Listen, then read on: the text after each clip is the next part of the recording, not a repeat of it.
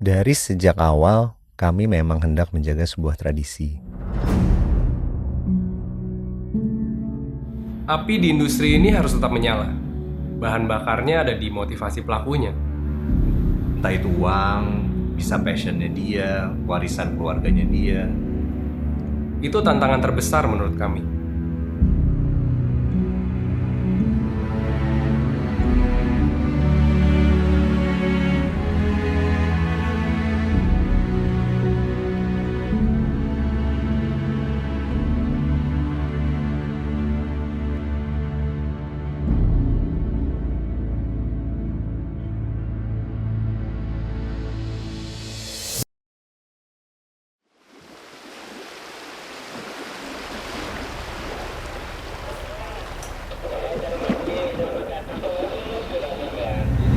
Kita udah ada di perjalanan selama lebih dari 20 hari, dan selama 20 hari itu banyak sekali yang bisa kita pelajari.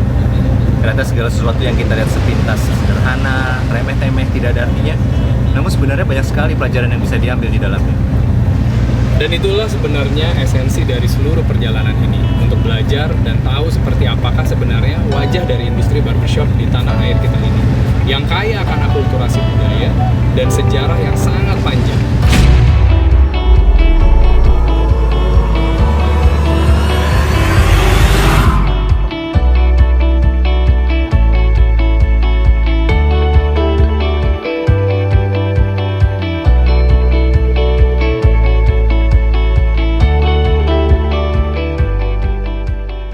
Sejak tahun 2013, kita memang nggak pernah sempat untuk belajar.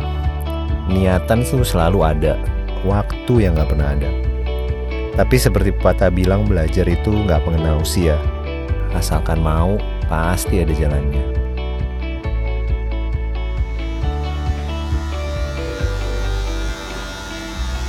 Tapi kalau sampai sini berarti dia cuma sampai sini doang ya? Iya, kayak gini nih. Nama saya Yanus Putrada, saya berprofesi sebagai barber ke rumah-rumah. Kami pertama kali belajar sama Yanus Putrada. Awalnya itu kenapa saya bisa mulai profesi ini, awalnya karena beberapa tahun yang lalu, waktu saya lagi kuliah, terus habis itu saya mengalami permasalahan ekonomi, mengharuskan nggak bisa lanjut kuliah gitu, nggak bisa lanjut kuliah karena nggak ada biayanya. Akhirnya cerita-cerita sama teman kampus, pengen cari kerjanya apa aja deh. Om Media ternyata punya salon, dimasukin, saya ditawarin, Yanus mau nggak nih kerja di salon? Nah, mau kerja apa di salon? Cuci rambut aja nggak bisa. Habis itu kita bikin guideline-nya, kita bikin batas yang paling bawah sama batas. Singkat cerita, masuk ke salon itu jadi kasir. Jalan 3 bulan baru mikir kayaknya kok jadi kasir terus nih, belum ada jenjang karirnya. Habis itu akhirnya yaudah minta diajarin dasarnya supaya ada skill gitu. Terus akhirnya diajarin dasarnya, nggak lama resign kan. Intinya nggak mungkin salah potong.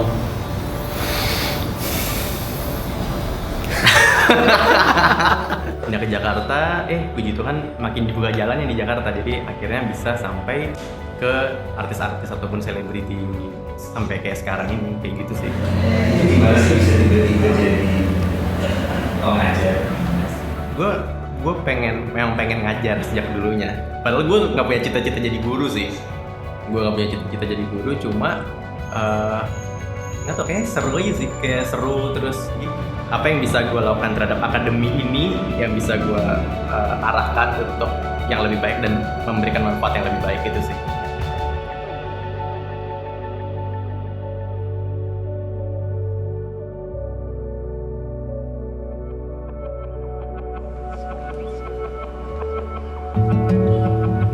Uang memang tidak bisa dipungkiri adalah yang menggerakkan roda perekonomian.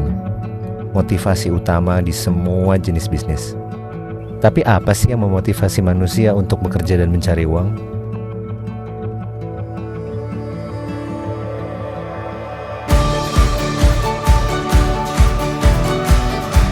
Kita sekarang mau ke daerah Jakarta Kota. Di sini ada barbershop kecil yang motong cuma 2 orang. Tempatnya jauh dari pusat kota, tapi terkenal di seluruh Indonesia. Kita sudah 2 kali datang ke tempat ini, tapi seperti yang bisa dilihat, jalanannya ada 2 jalur untuk 2 arah yang berlawanan. Memang daerah yang ramai sekali dengan aktivitas-aktivitas bisnis, dan kalau sudah sore, macetnya luar biasa.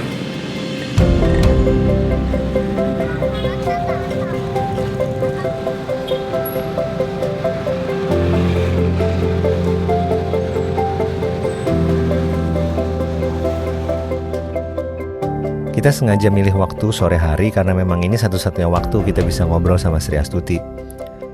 Mungkin orang lebih mengenalnya dengan nama Tutuy, lady barber yang barbershopnya selalu ramai dan dia selalu sibuk dengan customernya yang gak pernah putus-putus ini. Awalnya tahun 2013 itu Agustus, aku sama cowok aku itu memutuskan untuk buka barbershop. Tapi saat itu kan aku nggak punya sama sekali basic untuk potong rambut gitu kan. Itu salah satu barbershop di Bekasi, aku belajar tuh 3 bulan. 3 bulan tuh yang aku dapetin cuma basic aja, kayak aku tahu cara motong yang bener kayak gimana, terus pengenalan alat sama gunting segala macam. Akhirnya modal keberanian Desember 2013 aku buka barbershop, old school barber. Cuman yang udah aku praktekin apa yang aku bisa kemarin, yang aku dapetin 3 bulan itu. Dan kalau misalkan ditanya sampai sekarang gimana cara nyukurnya, belajarnya ya mungkin autodidak. Setahu aku waktu itu aku nggak tahu ada cewek yang bisa nyukur di barbershop gitu. Setahu aku di salon kan. Jadi aku pikir ya udahlah aku coba yang baru gitu. Waktu belajar selain teknis motong, tantangan terbesarnya apa sih? Sebenarnya aku sih nggak ada kayak ngerasa pikir sulit untuk ngejalanin barbershop sama ngurusin bisnis ini. Kayaknya nggak ada deh Kak. Enjoy aja. Oh iya? Iya, sebenarnya aku berusaha aja untuk menghilangkan pikiran negatif orang-orang yang bilang cewek tatoan itu negatif.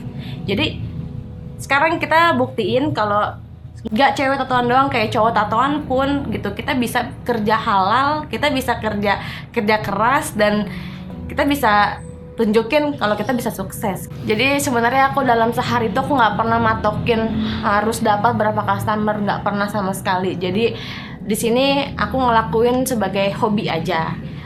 Dalam sehari maksimal paling aku capek banget 10 orang. 10 orang, bisa deh nambah lagi 5-15 deh. Jangan nambah lagi, itu udah itu udah terlalu banyak menurut aku. Iya. Soal harga nih, dengan kredibilitasnya Tutuy, dengan predikatnya yang sudah sangat terkenal, Kenapa nggak dinaikin? Balik lagi Kak, ini udah hobi aku.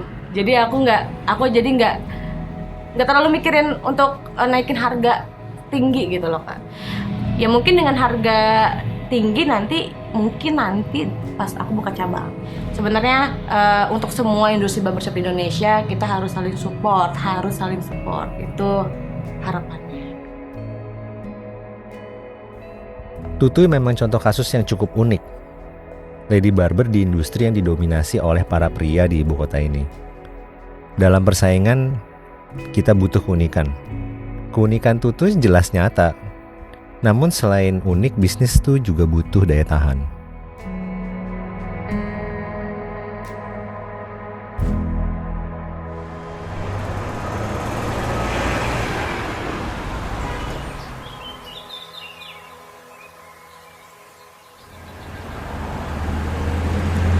Barbershop adalah salah satu jenis bisnis yang bisa bertahan sangat lama.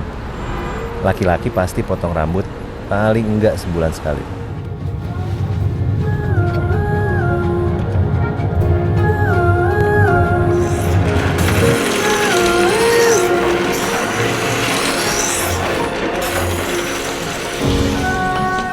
Kotang sudah berdiri sejak tahun 1930. Pemiliknya sekarang adalah generasi kedua dan mendapatkan bisnisnya dari warisan orang tuanya. Ketahanan bisnisnya bukan main. Kami rasa kami sangat perlu untuk bisa belajar dari mereka.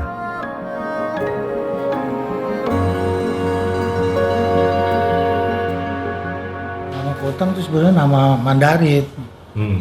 Artinya? Artinya high class. Artinya high class, kelas tinggi. Dulu kan paling satu-satunya di sini. Ya sekarang sih banyak yang lebih high class, cuman kan dulu pertama kali kan barber ya tahun 36 ya, ini paling itulah. Paling keren lah, paling ramai. Modern mungkin? Iya, jadi orang kita belum buka tuh tamu juga udah nungguin di depan. Kalau sekarang kita nungguin tamu. Terbalik. Dari tahun 36 lah. Dari tahun 36? Dari berdiri berarti ya? Iya, dari berdiri. Berdirinya tahun 36. tahun 36. Sampai meninggalnya tahun 89 Meninggal tahun 89. dari Jember. Belajarnya di Jember. Di Jember belajar. Iya, karena putus sekolah lah. Istilahnya putus sekolah, luntang-lantung. Ya udah mendingan belajar cukur aja. SMP, tamat SMP. Kita orang kan kalau lain nama barbershop yang orang-orang Garut gitu kan. Kalau sini ada korek kuping. Kalau orang Garut nggak ada. Bedanya cuma situ. Cukur metode sih sama. Kita dengar itu Kotang belajarnya sempat di Surabaya. Ya sebagian tukang cukurnya. Banyak kan orang Jawa. Ada dari Malang, ada dari Jember, ada dari Surabaya, ada dari Sidoarjo. Oh, itu udah berkeluarga punya anak? Udah. Ya masing-masing udah ya kuliah lah. Udah sarjana semua. Anak-anak kita udah nggak mau. Nggak bisa. Kalau yang saya tahu sih generasinya udah habis. Udah nggak ada generasi lagi udah. Nggak tahu mau jadi apa di kota. Pengennya gimana? Ya kepengennya sih terus, tapi bibitnya nggak ada. Kalau dulu kan di Jember ada yang belajar. Nah, udah bosnya udah meninggal yang ngajarnya. Tahun 84 tuh masih 9 orang. Orang bangkunya full 9 orang. Lama-lama susut, yang meninggal. Ya habis tinggal kita doang. Tinggal kita berdua ini. Udah nggak ada generasinya. Hampir tutup itu juga tahun kemarin. Tapi anak-anak muda udah nggak mau kemari. Maunya salon, dia kan. Nggak mau anak muda. Ya paling kalau nganterin papanya, ya dia sekalian cukur gitu. Banyak kan begitu. Nah sekarang yang lanjut usia udah meninggal semua. Jadi susut udah. Kalau dibayangkan pada zamannya berdiri, barbershop ini memang lokasinya amat strategis. Letaknya di Jakarta Kota yang dulunya adalah pusat kegiatan bandar sibuk kota Jakarta. Profesi ini sungguh merupakan penyokong urat nadi kehidupan kota Jakarta sejak tempo dulu. Namun yang sangat menarik adalah cerita kalau dahulu banyak pemangkas rambut kotang belajar jauh sekali dari sebuah barbershop di Surabaya. Oleh karena itu, untuk lebih jelasnya kita coba gali lebih dalam langsung ke sumbernya di Sinhua Barbershop di Surabaya.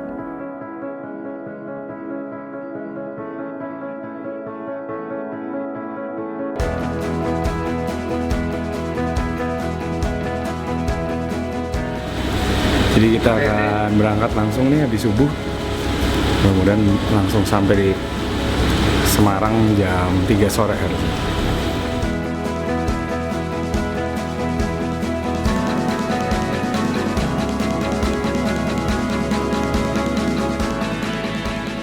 Jarak Jakarta-Surabaya terpaut cukup jauh. Lokasinya di sisi lain Pulau Jawa bagian timur.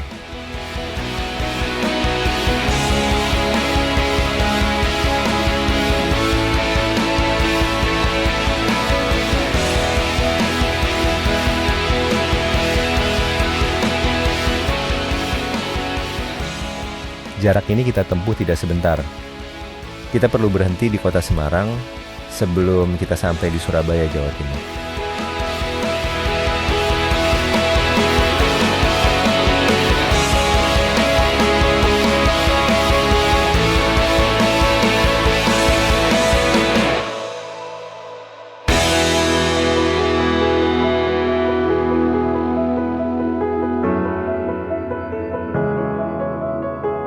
Di kota besar seperti ini nggak sulit untuk cari penginapan. Karena tiba sudah waktu malam hari, kita putuskan untuk bermalam dahulu sebelum melanjutkan ke Sinhua.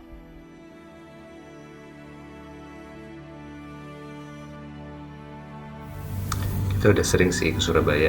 Kita udah pernah kunjungin barbershop. Kita udah pernah ketemu sama reseller. Tapi belum pernah nyempetin waktu untuk ketemu barber senior. Apalagi sampai harus interview formal kayak gini. Makanya kita udah persiapin semuanya, mulai dari mikrofon, kamera, lighting, list pertanyaan, menghubungi narasumber, dan juga bahkan menghubungi Sinhua.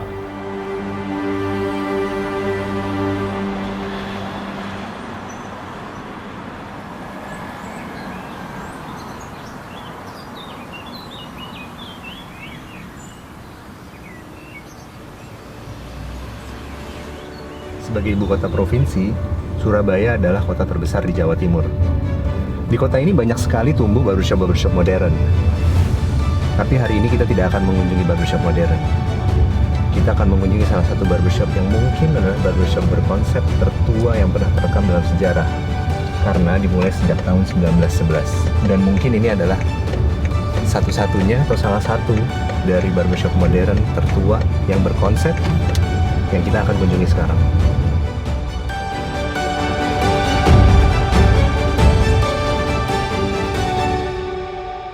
Sebagai barbershop tertua tentu menyimpan banyak sekali cerita yang bisa kita dengar.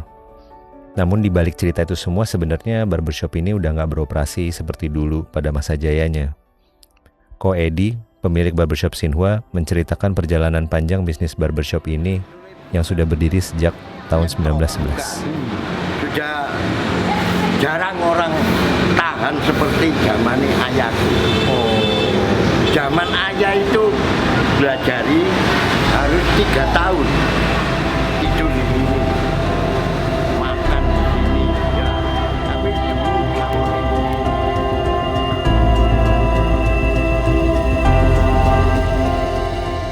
Om, terima kasih banyak udah berpartisipasi, udah mau diinterview, udah mau ngobrol-ngobrol, mau cerita-cerita.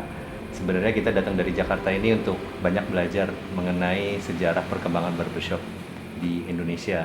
Dari informasi itu kita tahu bahwa Xinhua ini adalah barbershop tertua pertama di kota Surabaya. Gitu.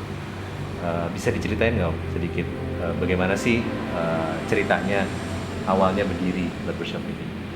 ya, barbershop Xinhua ini tahun 1911 dibuka oleh ayah Om dari RRT. Pada waktu 1911 itu sampai 1965 Om yang meneruskan. Nah, pada mulanya itu ayah Om ini pertama dari RRT memang dicari tenaga yang mau kerja di Surabaya. Nah, waktu itu kan kontrak 3 tahun di Tukumas, terus pindah cari kerjaan 3 tahun, pindah lagi ke alamat Kembang Jepun Xinhua ini. Tapi pada waktu itu bukan Xinhua oleh ayahku yang menamakan. Belajar itu tidak pakai uang, tapi harus teken perjanjian 3 tahun. Nah, setelah 3 tahun bebas, bisa pindah kemana-mana. Itu aja. Kalau ayah saya banyak, di Jakarta aja mungkin ada, termasuk namanya Koteng itu. Ya, dulu Koteng itu murid ayahku. Dulu waktu Om kerja di sini ada banyak barbershop Pak? Banyak. Dulu sama barbershop yang lain-lain persaingannya gimana Om? Enggak ada persaingan. Gini caranya. Itu ada, kalau orang Cina itu konghui, perkumpulan khusus barbershop. Itu tiap bulan 5, tiap tahun bulan Mei tanggal 1 hari buruh. Ya dia omongin itu harga. Iya, harus semua sama. Misalnya 10.000, ya 10.000 semua. Ya. Ada ketua? Ada, ganti tiap tahun ganti. Itu dipilih oleh anggotanya.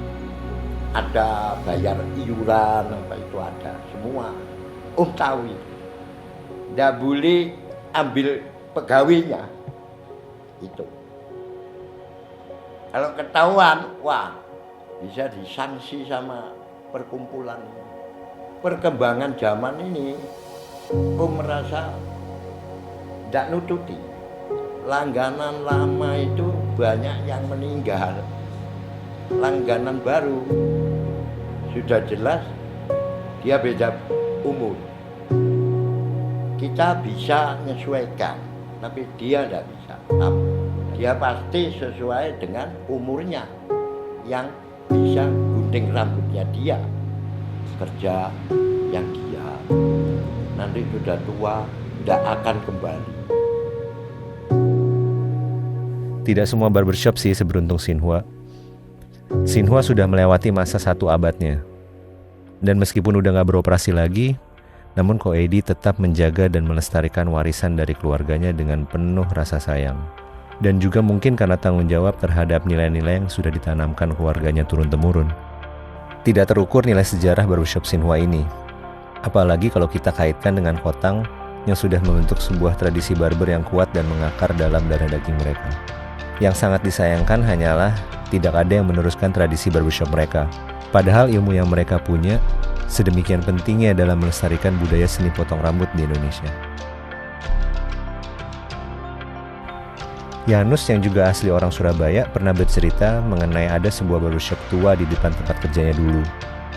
Pekerjanya banyak yang berasal dari Madura. Ada satu kenalan saya, pangkas rambut tradisional, ada di Jalan Jawa, Pak Suroso namanya. Lokasinya ini berseberangan dengan radio saya dulu.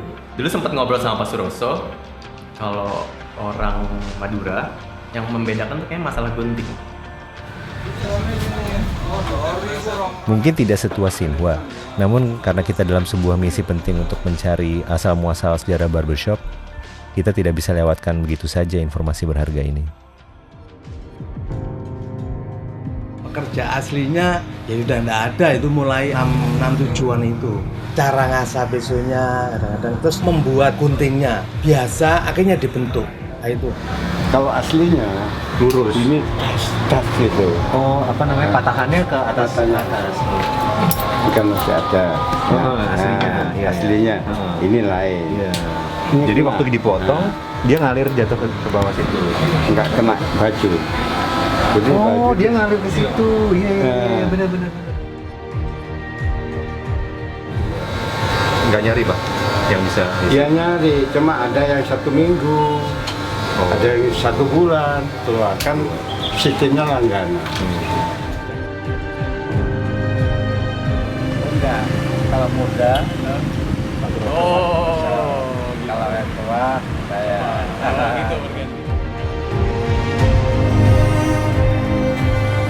Secara historis jelas bahwa seni pangkas rambut di kota ini terekam sejak 100 tahun yang lalu. Rekaman itu bukan main-main, masih berdiri sampai sekarang dan menjadi saksi sejarah salah satu titik awal industri ini bermula. Yanus yang juga orang Surabaya dan berprofesi sebagai barber profesional modern dengan melayani panggilan konsumennya adalah sedikit rupa dari wajah masa depan seperti apa profesi seniman pangkas ini. Memang zamannya sudah berubah.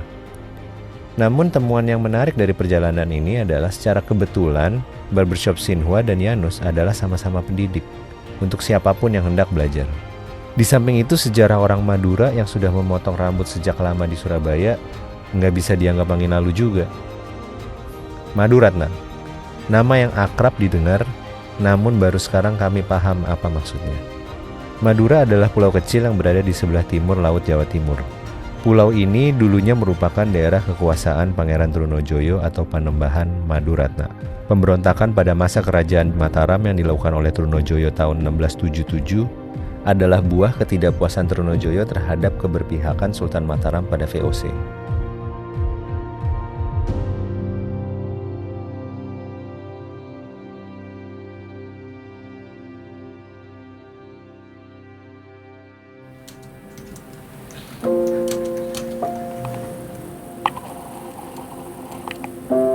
Jadi dari hasil research ini kemudian menjelaskan memang, dan secara historis juga terbukti bahwa akibat konflik terjadi migrasi besar-besaran keluar dari Pulau Madura. Sementara sebagian besar penduduk laki-laki harus menghidupi keluarganya, maka mereka terpaksa mencari mata pencaharian sederhana seperti menjadi tukang cukur atau berdagang.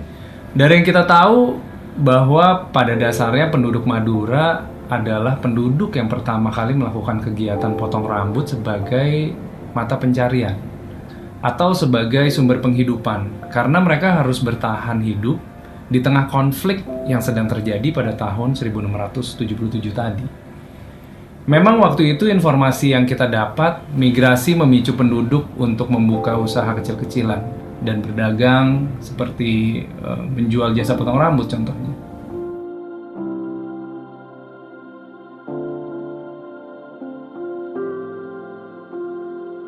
Jadi ternyata pola migrasi karena konflik itu bukan hanya terjadi di Madura aja, tapi juga terjadi waktu DITI di Garut.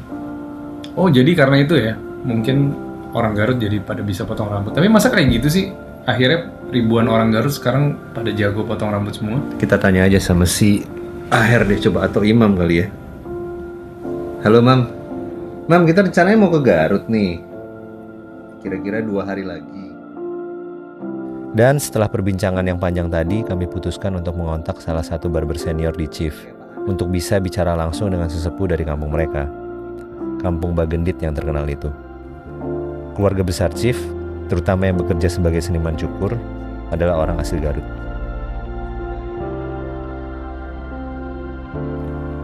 Berawal dari hanya 2 anggota keluarga saja, berkembang terus hingga sekarang lebih dari 20 orang keluarga besar Chief berasal dari Garut.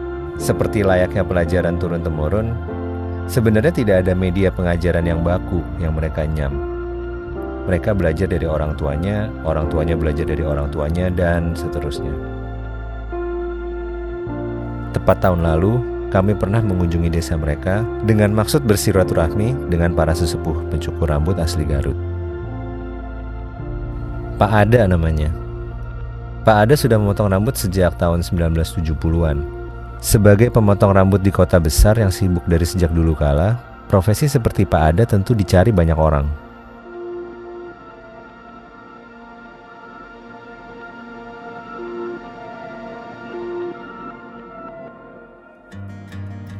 Namun waktu kita bicara dengan Pak Ada kala itu, kita tidak menggali seberapa jauh sejarah seniman cukur itu bila kita tarik ke belakang. Dan apakah benar karena konflik yang terjadi, maka banyak warga yang meninggalkan kota tersebut untuk kemudian mengadu nasib menjadi tukang cukur. Dan apabila benar, dari mana keahlian memotong rambut itu berasal? Time can heal or it can break. A man beneath a subtle weight. As the ideas are slowly fading, I keep walking through the gray.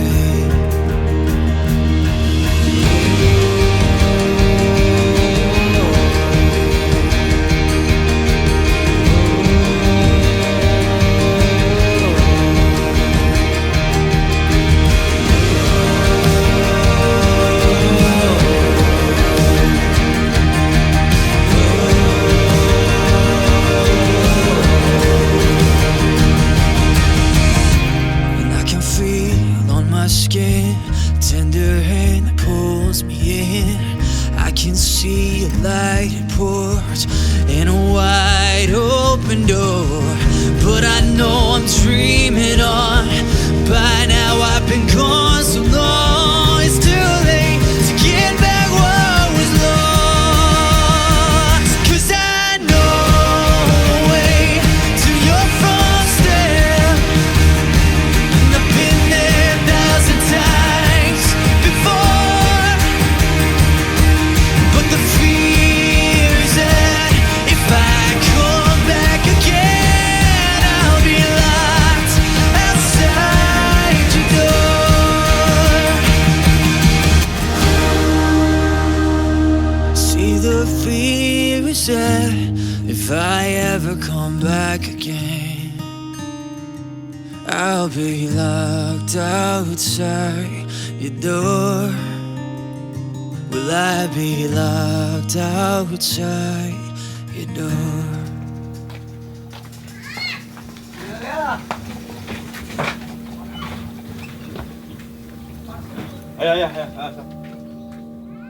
Pak Ahmad 55 ke Jakarta, kepengen tenang ya ke kota. Bawa perabotan ini gunting. Cuman dia di kampung-kampung. Saya Ana Muhammad Ridwan dari Kampung Cibinuang, Desa Bagendit, Kecamatan Banyuresmi, Kabupaten Garut. Umur saya 73 tahun. Pak Idi dia yang paling tua. Jadi yang itu yang ngelatih, kasih tahu sama bapak. Udah lancar pergi ke Jakarta. Jadi banyak yang keluar dari kampung gitu. Banyak. Setelah itu ribuan. Pokoknya seluruh yang tempat-tempat DI ya semua udah ke Jakarta. Ya motivasinya karena di sini zaman genting dulu mah zaman DI. Jadi kalau kita udah gede diancam sama DI, mesti diambil, udah dijadikan pasukan DI. Jadi saya nggak mau cara begitu. 48. Iya 48. Jadi selama 20 tahun tuh turun-temurun Iya. pasukan Masih terus aja. Terus. Hari terakhir ujian SMP, saya ngobrol malam sama orang tua. Pak, saya besok nggak pulang ke sini, saya langsung ke Jakarta gitu. Jadi setelah tamat ujian langsung saya pakai celana pendek, pakai pakaian seragam langsung ke Jakarta.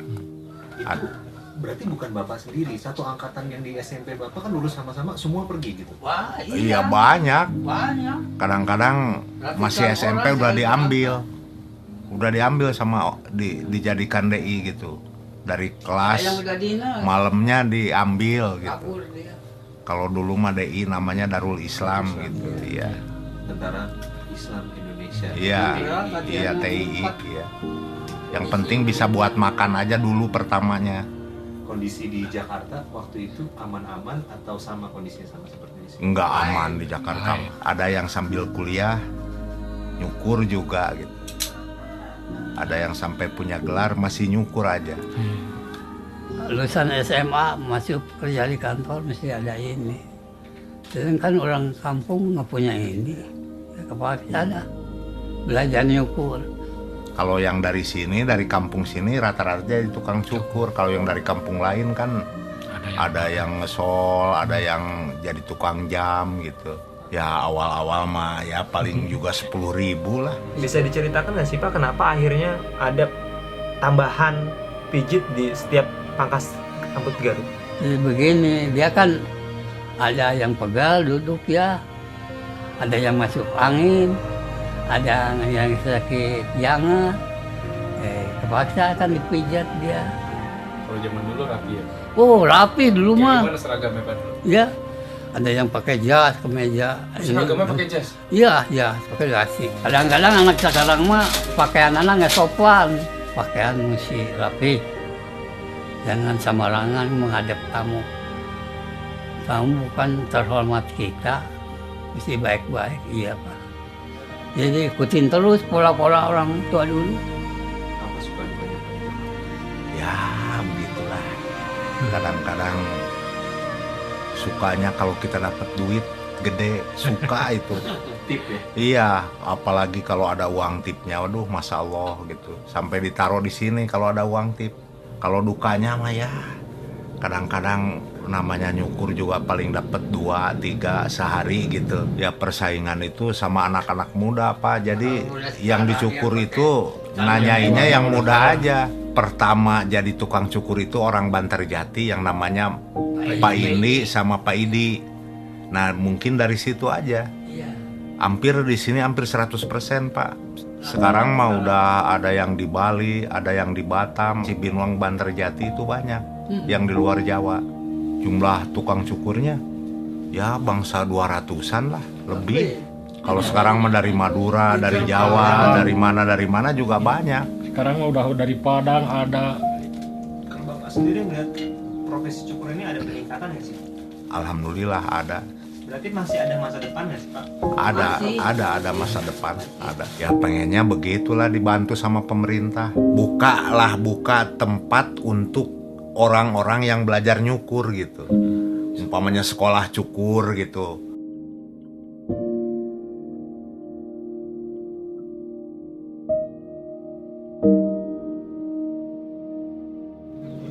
Ya sama-sama.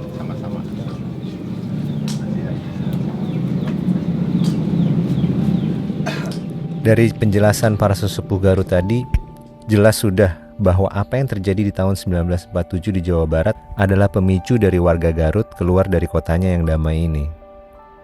Tradisinya hanya bisa terekam jauh puluhan tahun, Karena kita nggak bisa melihat lagi bukti-bukti nyata bila tradisi ini sudah ada jauh sebelumnya. Pendidikan kejuruan yang tidak ada membuktikan bahwa mereka belajar secara otodidak. Baru mungkin akhir-akhir ini mereka bisa merasakan ada paguyuban yang mengayomi generasi muda mereka untuk terus-menerus bisa mewarisi keahlian khusus ini. Dari manapun asal-muasalnya kemampuan seni ini bermula, tidak ada sedikitpun keraguan bahwa memang yang memotivasi mereka untuk belajar adalah segala keterbatasan dan karena terpojok atas himpitan kebutuhan hidup. Motivasi mereka adalah untuk bertahan hidup. Namun apakah hanya itu motivasi mereka dalam belajar? Bagaimana dengan bisnis? Apakah setelah tercukupinya kebutuhan dasar mereka lalu mulai melihat ini sebagai peluang bisnis?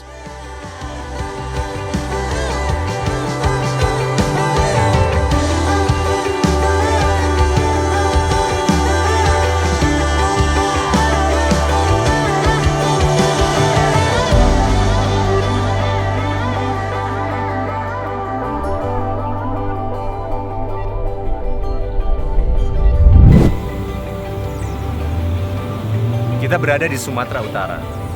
Di tempat inilah di tahun 1911 KITLV merekam adanya aktivitas cukur pertama. Pada periode yang sama, Xinhua memulai aktivitas cukurnya. Kita akan menuju Medan sekarang.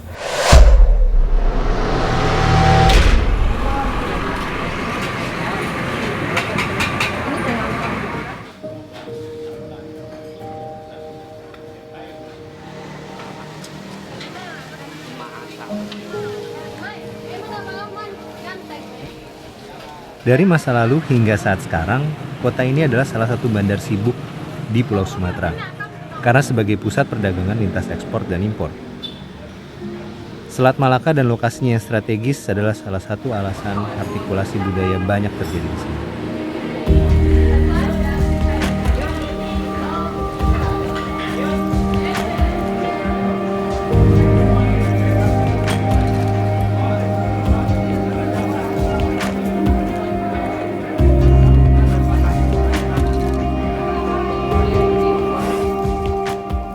Kompetisi di kota ini sangat amat kuat. Seperti Jakarta, Surabaya, dan Makassar, bandar ini adalah urat nadi perekonomian di kota ini. Seperti layaknya kota bandar lainnya, sangat dipengaruhi dengan kombinasi penjualan barang dan jasa. Itu yang akan mempengaruhi ramai tidaknya kota tersebut.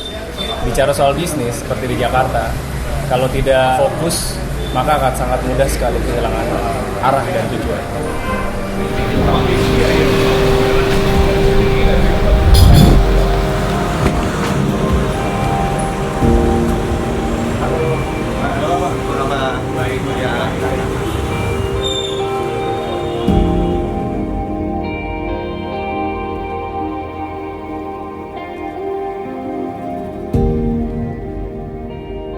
JNK Barbershop bermula di tahun 2015 ya, tepatnya di Juni. Awal mula berdirinya barbershop ini karena saya itu tergerak untuk membuat usaha di bidang jasa. Memang saya akui ya, bisnis barber ya mungkin akibat kemajuan teknologi juga dan zaman, orang melihat prospeknya sangat bagus ke depannya. Nah, jadi saya lihat khusus Kota Medan sendiri sangat kompetitif lah, sehingga kita harus tetap memberikan pelayanan yang lebih, yang terbaik gitu kepada konsumen. Saya rasa itu adalah kunci yang utama gitu. Saya sebenarnya ingin memberikan banyak peluang ya kepada ya orang-orang muda gitu, bahwa usaha-usaha barber seperti ini sebenarnya usaha yang tidak bisa dipandang sebelah mata gitu. Ini usaha yang sangat menjanjikan, dan saya memberikan ya kontribusi yang besar lah kepada mereka. Mereka mungkin bisa membandingkan apabila mereka bekerja di bidang lain, belum tentu bisa dapat seperti yang mereka bekerja di tempat seperti ini gitu loh. Jadi saya berusaha untuk mengangkat gitu, bahwa kerjaan sebagai seorang chapster itu adalah pekerjaan yang layak. Ya sebenarnya yang tantangan yang terberat itu adalah tantangan yang datangnya dari dalam ya. Dari dalam itu sendiri ya menyangkut masalah SDM, menyangkut masalah kesiapan dari tenaga-tenaga tukang cukurnya sendiri, barberman-nya gitu. Di awal-awal perjalanan saya itu sempat yang namanya usaha ini hampir tutup gitu. Karena memang basicnya saya sendiri awalnya itu tidak ada di barbershop. Hampir 6 bulan lamanya berjalan, ini usaha hampir sama sekali tidak berjalan. Nah, tapi saya tidak menyerah sampai di situ. Nah, kebetulan saya ketemu gitu. Ya, saya sebut namanya Indra ya. Indra ini memang keturunan dari keluarga tukang cukur. Nah, jadi di situ membawa saya untuk ketemu dengan orang tuanya begitu. Nama saya Indra, orang tua dari Sumatera Barat. Sumatera Barat. Ya, Dari kota Padang. apa? Payakumbuh. Payakumbuh. Kalau saya lahirnya di Medan, besar-besar di Medan. Besar di Medan. Iya. Pengen mencoba sesuatu hal yang baru, tantangan gitu. Dari barber klasik ke barber yang modern gitu. Sampai saat ini kita lebih banyak kepada promosi ya, promosi agar orang lebih mengenal lebih jauh mengenai JNK gitu. Ya terus terang saya sebenarnya memanfaatkan kekuatan media sosial ya, itu sebagai sarana promosi yang paling efektif sebenarnya dan low cost gitu loh. Jadi saya usahakan supaya apapun yang ada kegiatan-kegiatan di JNK itu selalu saya expose gitu di media sosial, karena melihat saking banyaknya pesaing-pesaing kita, berusaha untuk mengikuti beberapa event-event lah, kegiatan-kegiatan, baik itu kegiatan yang sifatnya bisa membawa JNK ke tengah-tengah masyarakat gitu, baik yang sifatnya sosial maupun yang lebih dari itulah gitu. Chapster kita itu memang itu yang dari Medan itu tidak ada, itu jarang lah. Jadi kebanyakan itu dari luar daerah seperti dari Labuan Batu, dari Perbaungan, dari Langkat ke Medan itu datang untuk merantau dan bekerja gitu.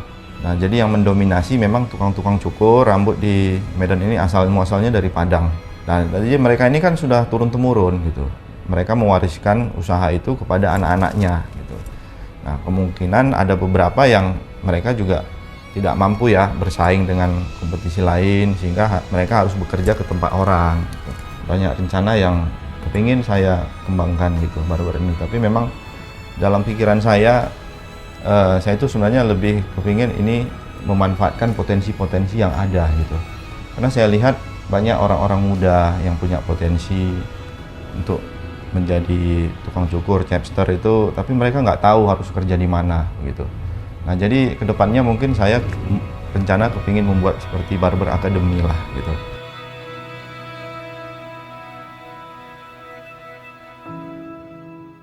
Wajar di sebuah kota pusat perdagangan, bisnis menjadi perhatian lebih dibandingkan dengan yang lain. Pak Ivan, salah satu contoh pengusaha yang cinta akan industri barber, memberanikan diri untuk terjun langsung walaupun melihat secara market sudah penuh sesak.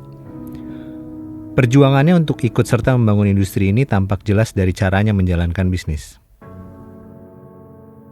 Salah satu yang menarik juga kali ini adalah seorang dari pegawai Pak Ivan adalah generasi kedua seniman pangkas rambut di keluarganya. Boleh nanti kita ketemu sama Bapak ngobrol-ngobrol? Boleh. Oleh karena itu kami putuskan untuk mendatangi orang tua Mas Indra untuk tahu lebih banyak lagi. Bapak ini bernama Pak Syahrial Effendi.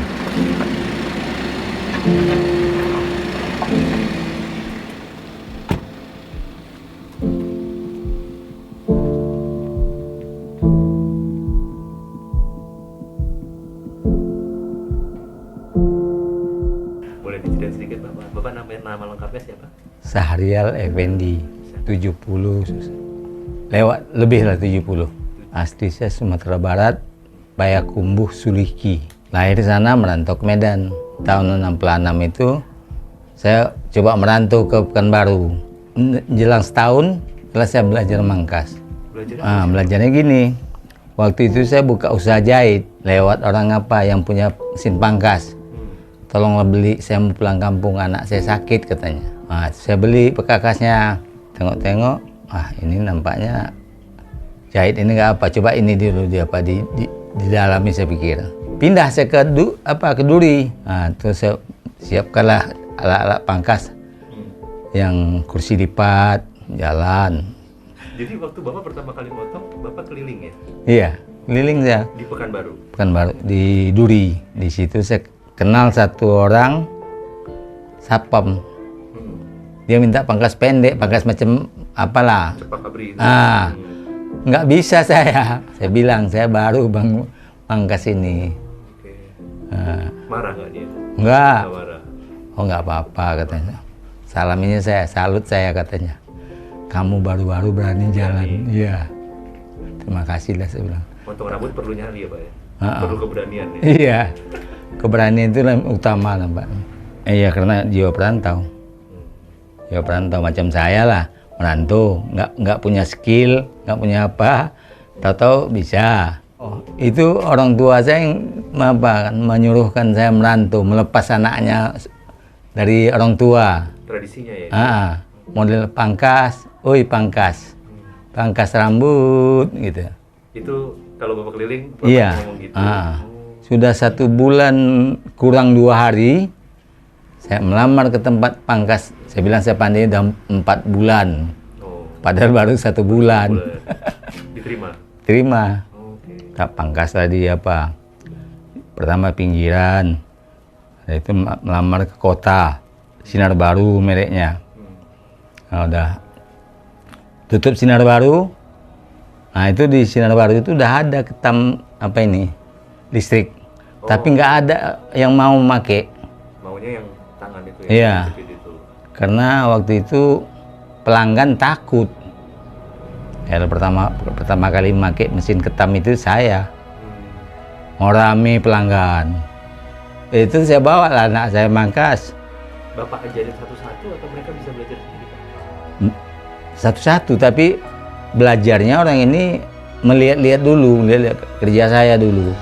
Kalau dulu zaman saya baru ada pangkas Pak Aji namanya. Itu sampai 70 tempat dia. Tapi manajemennya kurang bagus. Bertahan berapa lama? 2 atau 3 tahun gitu. Tahun berapa? Mau 90. Tarif pangkasnya berapa Pak? Tarif pangkas 500-nya. 500 kan? Udah pakai AC tempat? Iya. Saya dulu terkenal dengan pangkas speed. Film speed. Ini di sini nih rata kalau kita bikin. Ini habis. Kan itu gaya sekarang juga kan. Cuman lebih tipis lagi sekarang. Bekerja yang baik, jujur, supaya dipercaya orang. Saya menganggap diri saya nggak pernah pandai. Belajar terus. Nggak pernah saya ngaku pandai. Perasaan saya sendiri nggak mengatakan saya pandai. Tapi orang yang menilai. Nah, itulah.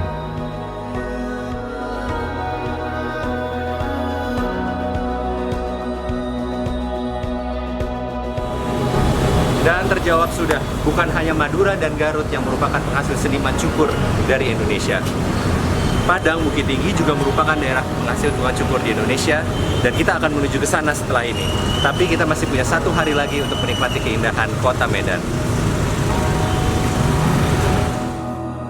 Suku Minang terkenal sebagai bangsa perantau. Tapi sebagai seniman cukur, tentu sebagai orang yang datang dari Jakarta, tidak banyak yang kami tahu perihal ini.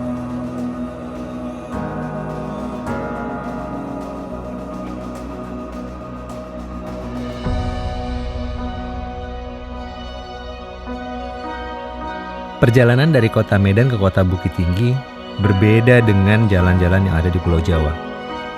Banyak sekali kelok jalan yang tidak biasa kita temui dalam perjalanan melintas di Pulau Sumatera ini.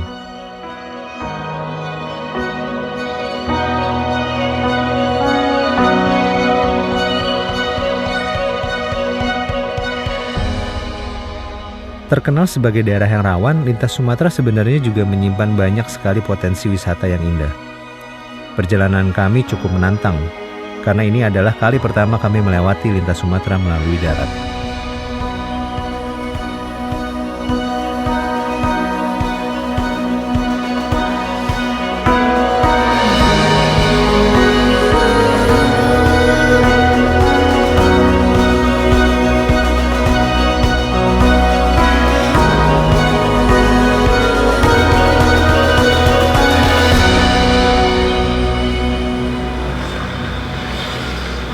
Kami tiba sudah malam hari. Kota Bukit Tinggi adalah kota penting untuk kami kunjungi karena dalam jarak 1 jam dari sini adalah kota Maninjau yang merupakan desa penghasil seniman cukur di banyak kota di Pulau Sumatera. Kami sudah mengkontak Mas Fedli dari Kruns Barbershop sejak dari Medan. Mas Fedli ini adalah pemilik dan juga sekaligus seorang barber asli dari Bukit Tinggi.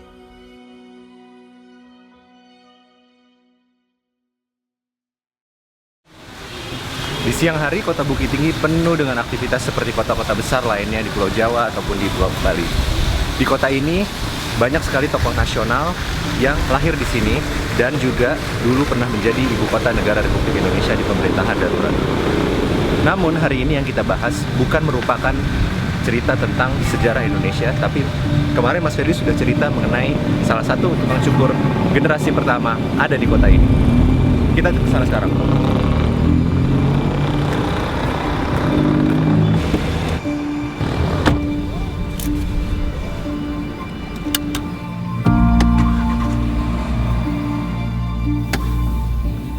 Perjalanan ini akan memakan sekitar 1 jam, jarak dari Bukit Tinggi sekitar 30 km.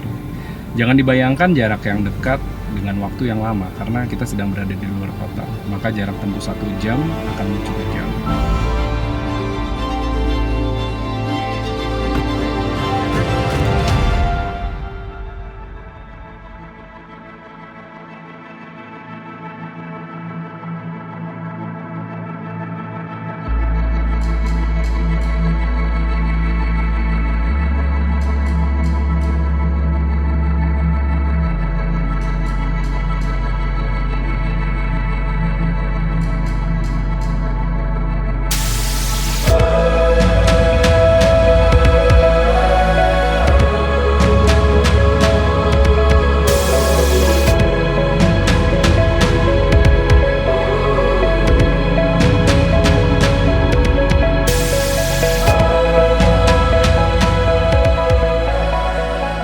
Kota kecil ini mengingatkan kami akan kota Garut.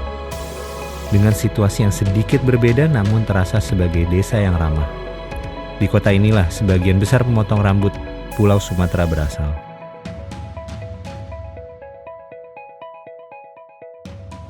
Saya dari Bukit Tinggi. Iya, Pak, namanya Masdi. Pak Masdi. Iya. Nah, kalau pelajar di kampung namanya Laksako Imam Sigimago. Oke. Jadi tahun mulainya tahun 75 Pak. 75. Di Sikor. Tidak, dia melewat dalam sekolah. Tapi kan semua kalau tagang tu nak. Itu Pak. Panik Pak. Panik. Kalau start time ya. Dalam sejarahnya, bila orang meninjau merantau, keahlian yang mereka miliki biasanya adalah menjahit kasur atau memangkas rambut. Umumnya yang dibawa adalah gunting dan alat pangkas tradisional mereka. Sebagai perantau, yang penting adalah kemauan. Dulu upahnya adalah hanya sebutir telur. Sekarang untuk sekali pangkas, biasanya ia memberi tarif 15.000. Kalau boleh tahu dulu pas Pak bujang-bujang itu berapa tarifnya Pak? Kalau Oh, kalau itu bila yang pertama lagi, cik talua mintanya. Cik talua. Ayo, enggak pakai bitih dah. Bapak dari 8 anak ini mengaku tidak ada anak laki-lakinya yang melanjutkan profesi sebagai pemangkas rambut. Anak laki-laki paling kecilnya saat ini sedang duduk di bangku kuliah. Di samping memangkas rambut, ia juga sekaligus menjadi imam di salah satu masjid.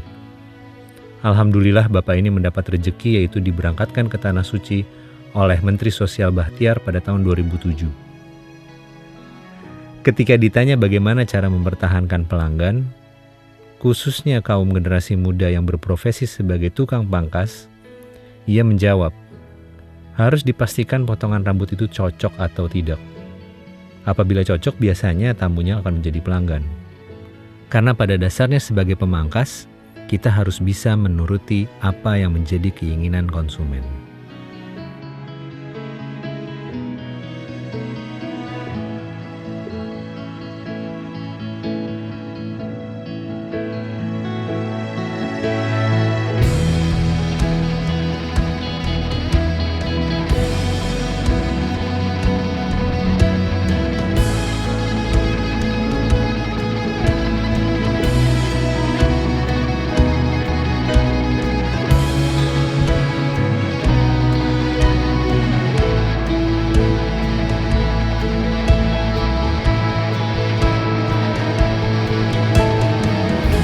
Dengan segala kesibukannya, seperti kota-kota pada provinsi lainnya, kita melihat aktivitas bisnis yang begitu banyak dengan persaingan usaha yang ketat.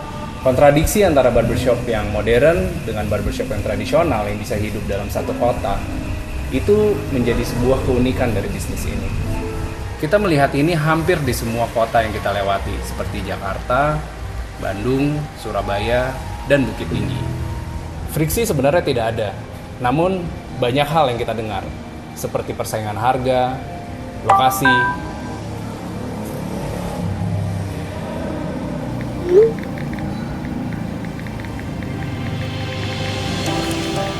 Lah, gimana kabarnya? Baik. Lagi rame-rame. Melihat postingan kami di Instagram mengenai kunjungan kami ke berbagai barbershop legendaris, Yudek, kawan kami yang berdomisili di Malang, mengundang kami untuk berkunjung ke sebuah barbershop yang bernama Sahabat di kotanya.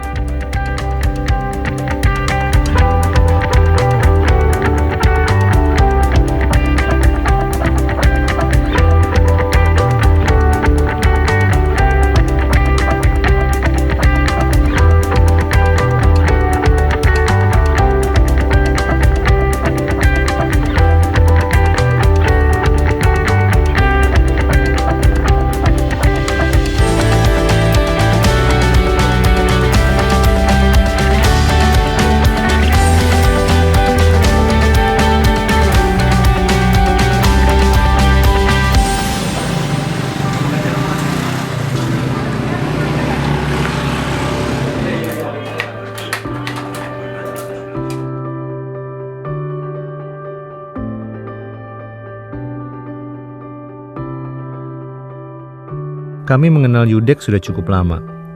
Waktu itu kami bertemu di kota Sidoarjo dalam sebuah event workshop di sana.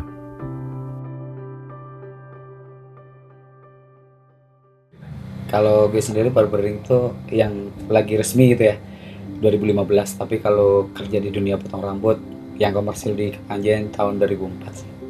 2004? Iya, tahun 2004. Gimana ceritanya bisa masuk ke dunia? Semua itu nggak dipersiapkan. Faktor keadaan kali ya, yang menuntut gue untuk jadi tukang potong sampai saat ini. Dan gue sendiri juga sekolahnya STM, jurusan bangunan. Nggak pernah mempersiapkan bahwa berpikirnya bahwa suatu ketika gue jadi tukang potong. Sebelum 2004, gue motong teman-teman sekolah pas kena ini petak sama guru-guru gitu kan. Lu bisa benerin rambut gue nggak deh?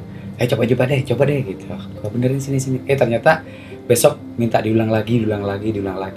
Belajar sendiri? Iya, otodidak. Sambil referensinya lihat-lihat di waktu di zamannya dulu gue masih belum tahu belum ada media-media, paling taunya beberapa media majalah gitulah. Kalau menurut gue sih sementara lu mau datang ke tempat gue gitu kan ya, gue punya prinsip bahwa hari ini lu merasa bahwa gue orang yang lu percaya untuk memastikan bahwa rambut lu harus dirubah untuk hari ini gitu.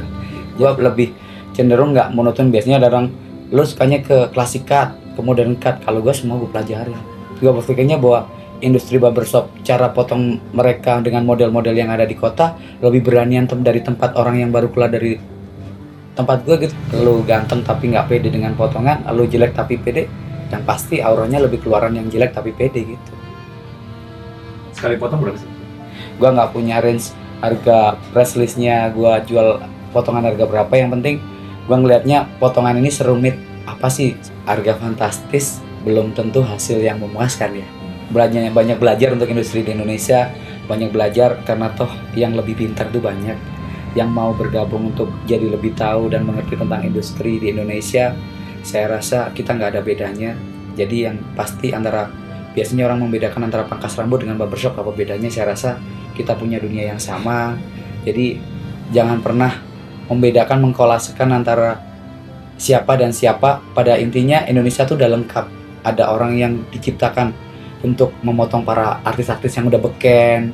Ada lagi yang ini udah mengangkat industri barber di Indonesia yang berani mengungkap di permukaan. Gue rasa ini satu-satunya di Indonesia, one and only Chief. Dan terima kasih gue jadi bagian dari Chief untuk hari ini.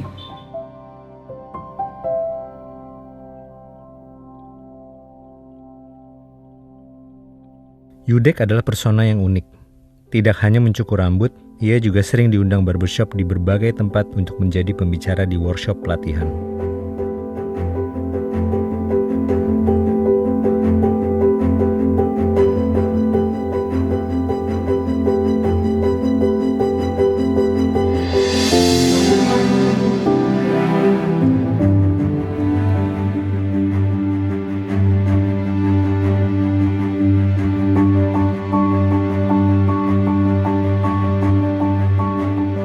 Selain Yudek, yang menarik perhatian kami di kota ini adalah sebuah barbershop bernama Rich Joe. Pemiliknya yang bernama Rich Joe memiliki konsep modern. Namun ada sisi lain yang berbeda dari barbershop kebanyakan.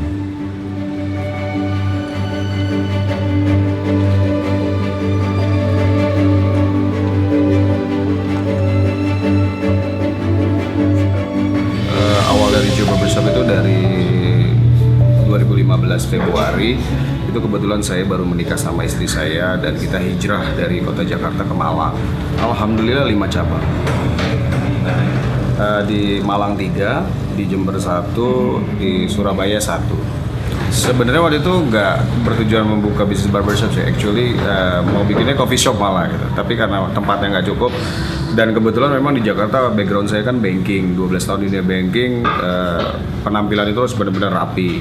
Dan 2 minggu, 3 minggu sekali pasti potong rambut. Akhirnya saya create, ya wes lah, saya ciptakan konsep barbershop yang memang saya sendiri bisa potong rambut di barbershop saya sendiri. Soalnya konsep dari awal Rijo Barbershop itu kan community cut and culture, mas. Jadi kita memang nggak mau jauh dari komunitas potong itu sendiri sama culture.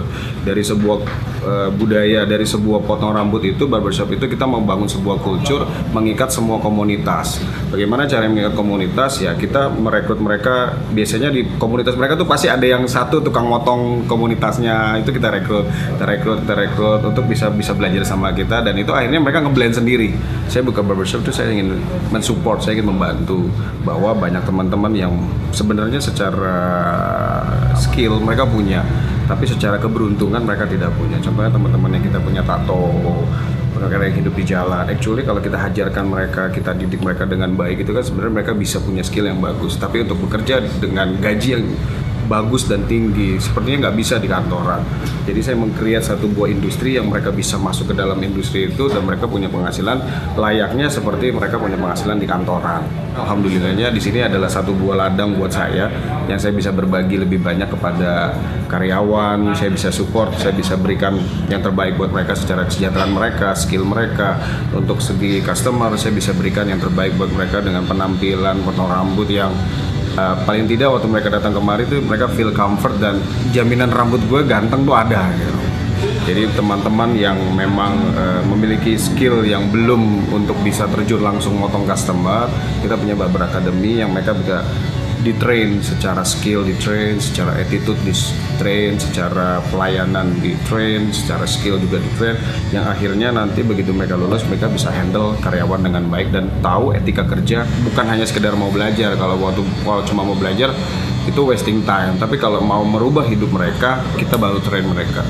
Jadi ada komitmen mereka, ada komitmennya kita bahwa jadi seorang barberman itu nggak cukup cuma bisa motong rambut, tapi lo harus punya attitude yang baik, punya pelayanan yang baik, punya servis yang baik, sehingga customer itu waktu datang kemari dia kan berkorban waktu, berkorban uang, berkorban segalanya, kemacetan dan segala macamnya. Waktu dia datang tuh benar-benar dilayani secara baik. Kita punya namanya care each other. Care each other itu salah satunya tadi kita memang mensupport orang-orang yang tidak punya pengalaman, lalu kita didik, mereka punya pengalaman dan mereka punya kontrak kerja sama kita. Yang kedua, CEO program kita memang kita setiap bulan menyantuni anak duafa. Itu sampai saat ini dari starting 20 anak duafa setiap bulan yang kita support, sekarang sudah menjadi 53 anak yatim piatu yang kita support. Sekaligus tiap setahun sekali kita datang ke pesantren-pesantren. Kalau pas lebaran itu nggak berburit namanya. Jadi potong rambut gratis ke pesantren-pesantren. Kalau barbershop itu industrinya cukup luas. Kenapa cukup luas? Karena ini sebenarnya miniatur dari industri yang lebih besar lagi, barbershop. Kenapa? Karena potong rambut itu bukan hal yang primer, pokok, tapi sebuah lifestyle, sebuah gaya hidup, di mana dari barbershop bisa dikembangkan menjadi coffee shop, bisa menjadi sebuah clothing, bisa dikembangkan menjadi sebuah industri musik. Jadi kedepannya industri barbershop ini bisa menjadi satu buah support untuk anak-anak muda sebenarnya. Harapan kita bisa menggantengkan Indonesia. Asik.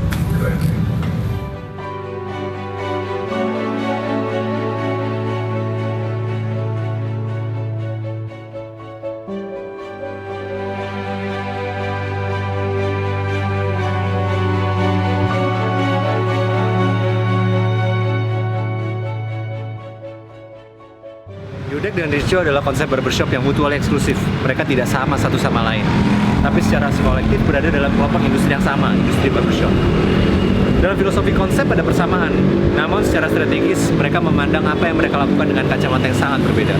Sekarang mari kita kunjungi satu lagi barbershop tua yang direkomendasikan oleh Yudek sebagai barbershop berkonsep premium dari masa lalu, yang napasnya semakin lama semakin pendek, seperti contoh barbershop tua di kota-kota lain.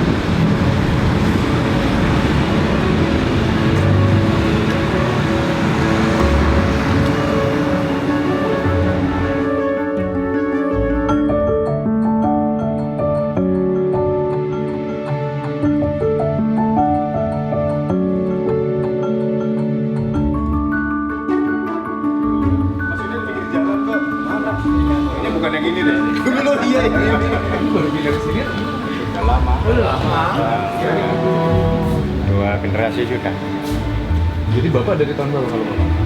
Tahun 81. 81. Bapak di sini 81. Barbershop ini milik seorang asli Malang. Pemiliknya adalah pemilik generasi kedua. Barber yang bekerja di sini sudah sangat tua dan sudah bekerja sejak barbershop ini berdiri.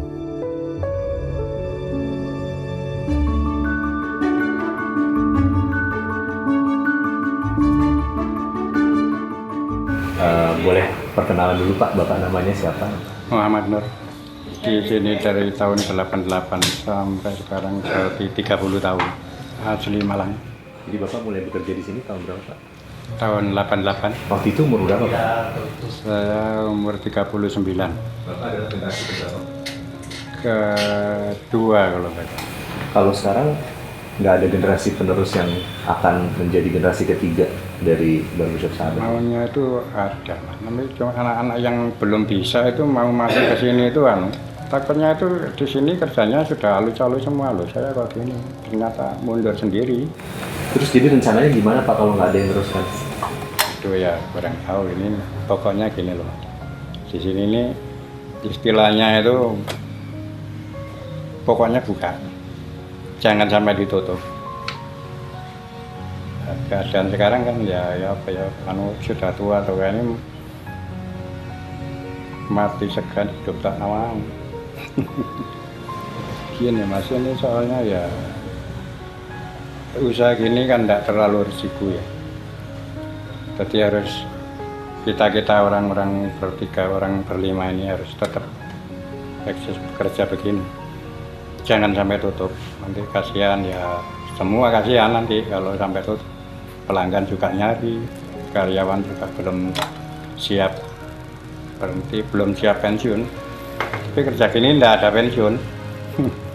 Sekuat tenaga masih bisa berdiri ya terus berlanjut.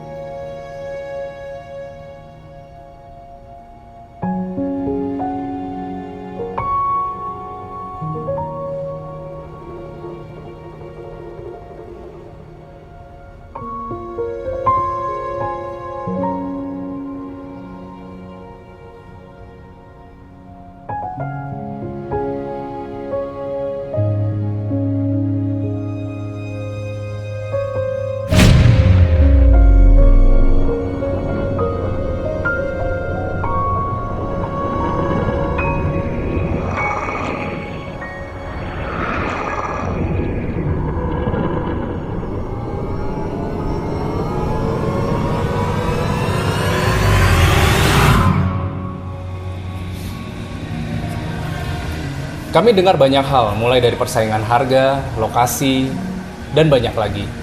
Namun, setelah kita berbicara dengan mereka, sebenarnya semua itu tidak ada. Persaingan bisnis dan rebut-rebutan konsumen. Pada akhirnya semua berpulang kepada konsumen. Konsumenlah yang menentukan pilihan, bukan kita sebagai business owner atau para barber. Konsumen yang menentukan pilihan berdasarkan apa yang bisa kita berikan kepada mereka. Jangan menjadi barbershop modern yang tidak bisa memberikan servis yang terbaik untuk konsumennya. Jangan juga menjadi barbershop legendaris yang tidak bisa menurunkan ilmunya kepada generasi selanjutnya. Karena sejatinya bisnis ini adalah bisnis yang bisa bertahan sangat lama. Kita udah lihat ini di beberapa contoh kota yang kita datangin sebelumnya. Menurut kami, kemampuan dari barbershop owner atau barber untuk bisa beradaptasi dengan lingkungannya seiring dengan perkembangan zaman adalah kunci utama untuk bisa bertahan lama di industri ini.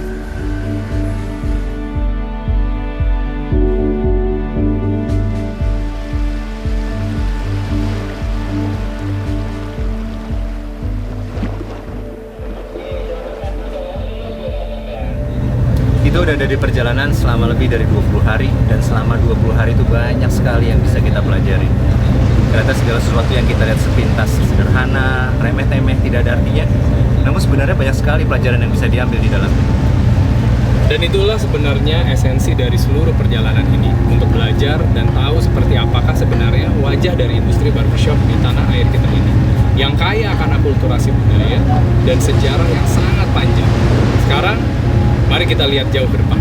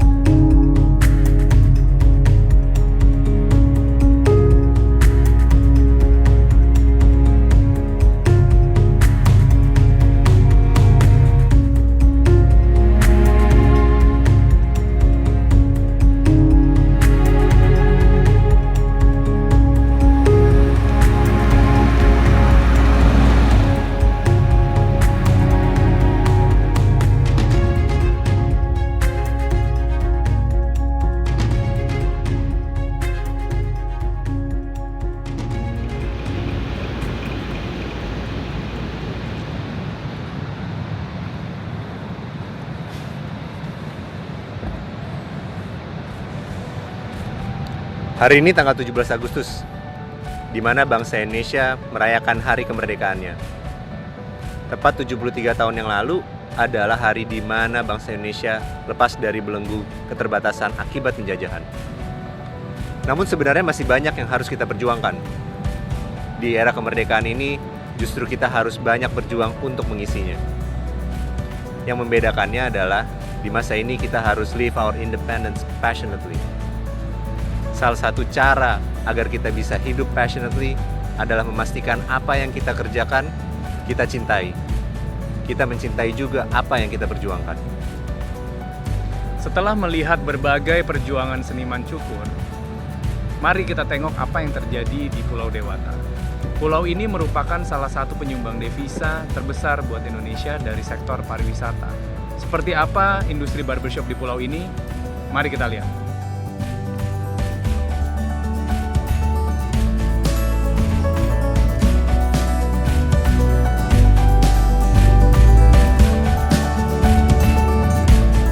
Level kompleksitas bisnis barbershop di pulau ini sangat tinggi. Berbagai orang datang untuk berlibur. Tentu mereka ingin rambutnya tampil rapi. Kendala bahasa tentu menjadi faktor yang penting. Dan bukan hanya satu bahasa, tapi banyak sekali bahasa. Barbershop di pulau ini berada dalam satu ekosistem sebagai sebuah leisure place. Kami beruntung bisa berdiskusi dengan Pak Yus Adrian, pemilik Seven Barber.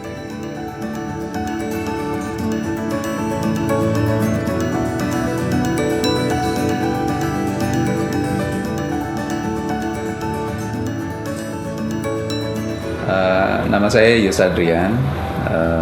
Saya mulai Seven di tahun 2013, beroperasi fully tahun 2014.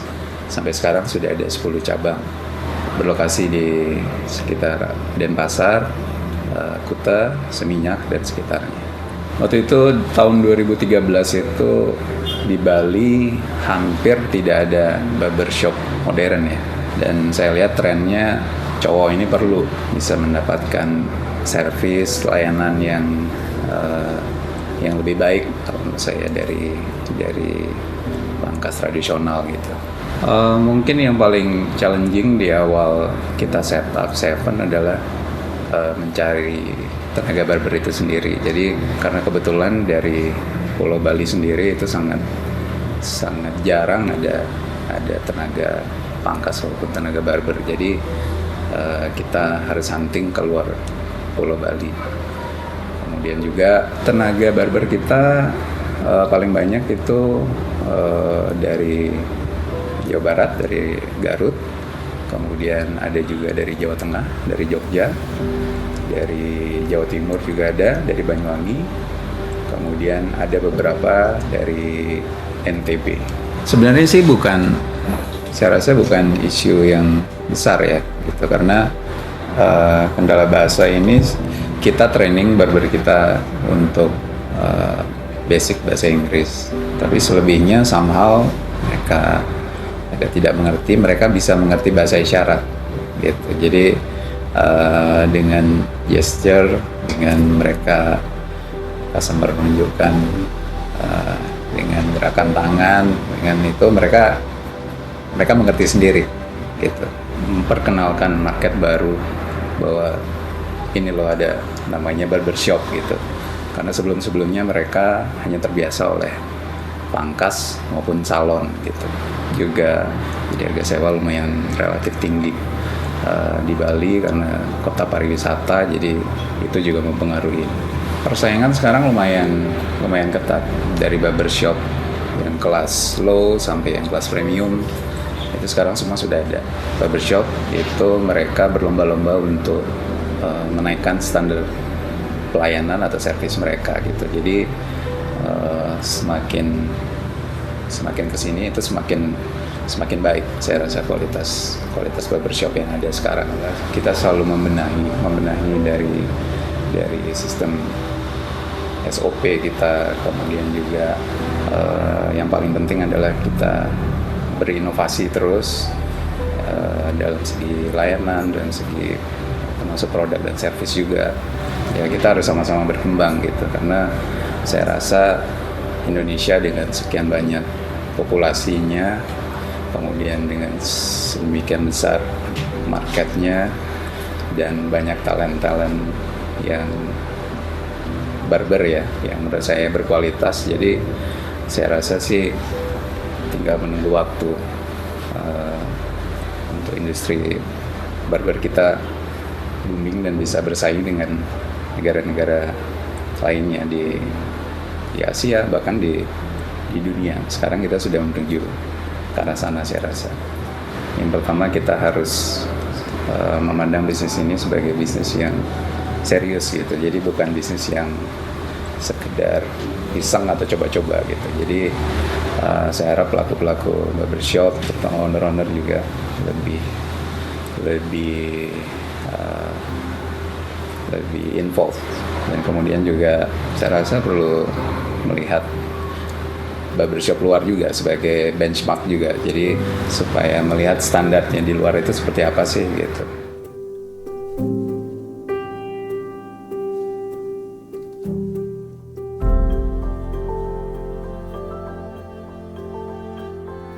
Wajah Bali sebagai destinasi wisata memang sangat banyak.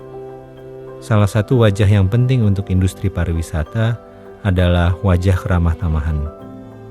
Sense of customer service yang ditampilkan harus bisa beradaptasi dengan siapa konsumen yang dihadapi. Tingkat adaptasi yang tinggi inilah yang harus ditekankan dalam semua bisnis. Semenjak dunia menjadi terasa semakin kecil, zaman semakin maju, waktu terasa begitu cepat, nafas industri secara makro juga ikut berpacu.